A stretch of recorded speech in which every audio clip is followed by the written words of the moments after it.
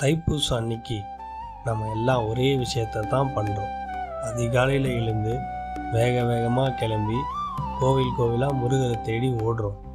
ஆனால் ஒரு நிமிஷம் நின்று யோசித்து பாருங்கள். உண்மையிலே யோசித்து பாருங்கள், முருகரை தேடி ஓட வேண்டியது நாம தானா? இல்லை. நம்ம நம்பிக்கை உண்மையாக இருந்தால் முருகரே நம்மளை தேடி வரமாட்டாரா? முருகன் கல்லில் செதுக்கிய சிலை மட்டும் இல்லை, அவர் நம்ம நம்பிக்கையின் வடிவம், நம்ம மனசின் சுத்தம். இந்த தைப்பூசம் அன்னைக்கு நம்ம கோவில் வாசலுக்கு போகிறதுக்கு முன்னாடி நம்ம மனசுக்குள்ள ஒரு கோவிலை கட்டினோம்னா அங்கே பொறாமைக்கு இடம் இல்லை, கோபத்துக்கு இடம் இல்லை, பொய் வஞ்சனை தீய எண்ணங்களுக்கு இடம் இல்லை. அந்த மனசு தான் முருகருக்கு பிடிச்ச கோவில்.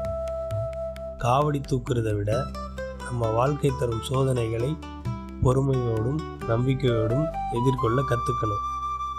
வேல் குத்துறதை விட நம்ம மனசுக்குள்ளே இருக்கிற தீய பழக்கங்களை வேரோடு குத்தி எடுக்கணும்.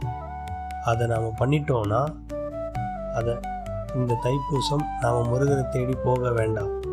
நாம் பண்ணுற அந்த ஒரே ஒரு நல்ல செயலுக்காக, நம்ம நம்பிக்கைக்காக, நம்ம நேர்மைக்காக முருகரே நம்மளை தேடி நம் வீட்டு வாசலுக்கு வருவார்.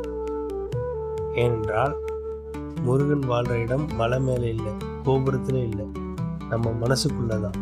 இந்த தைப்பூசம் மனசு சுத்தமாக வைங்க, நம்பிக்கையை உறுதியாக வைங்க.